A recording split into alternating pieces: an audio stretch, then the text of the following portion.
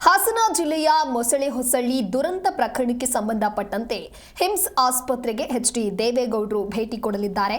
ಗಾಯಾಳುಗಳ ಆರೋಗ್ಯವನ್ನ ವಿಚಾರಿಸಲಿದ್ದಾರೆ. ಎಚ್ಡಿ ದೇವೇಗೌಡರು ಮಧ್ಯಾಹ್ನ 3 ಗಂಟೆಗೆ ಹಿಮ್ಸ್ ಆಸ್ಪತ್ರೆಗೆ ದೇವೇಗೌಡರು ಬರಲಿದ್ದಾರೆ. ಮೊಸಳೆ ಹೊಸಳ್ಳಿ ದುರಂತದ ಗಾಯಾಳುಗಳನ್ನ ಭೇಟಿ ಆಗಲಿದ್ದಾರೆ. ಗಣೇಶ ಮೆರವಣಿಗೆಯ ವೇಳೆ ಹಾಸನ ತಾಲೂಕಿನ ಮೊಸಳೆ ಹೊಸಳ್ಳಿ ಬಳಿ ರಾಷ್ಟ್ರೀಯ ಹೆದ್ದಾರಿ 373ರಲ್ಲಿ ನಿನ್ನೆ ಸಂಭವಿಸಿದಂಥ ಭೀಕರ ಅಪಘಾತದಲ್ಲಿ 9 ಜನ ಮೃತಪಟ್ಟಿದ್ರೆ 17ಕ್ಕೂ ಹೆಚ್ಚು ಜನರಿಗೆ ಗಾಯಗಳಾಗಿದೆ.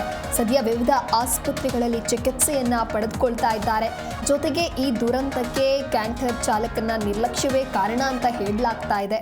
ಹಾಗಾಗಿ ಸದ್ಯ ಆಸ್ಪತ್ರೆಗೆ ದಾಖಲಾಗಿ ಚಿಕಿತ್ಸೆ ಪಡೆದುಕೊಳ್ತಾ ಇರುವಂತಹ ಗಾಯಾಳುಗಳನ್ನು ಎಚ್ಡಿ ದೇವೇಗೌಡರು ಭೇಟಿ ನೀಡಲಿದ್ದಾರೆ. ಮಧ್ಯಾಹ್ನ 3 ಗಂಟೆಗೆ ಹಿಮ್ಸ್ಗೆ ದೇವೇಗೌಡರು ಆಗಮಿಸಲಿದ್ದಾರೆ.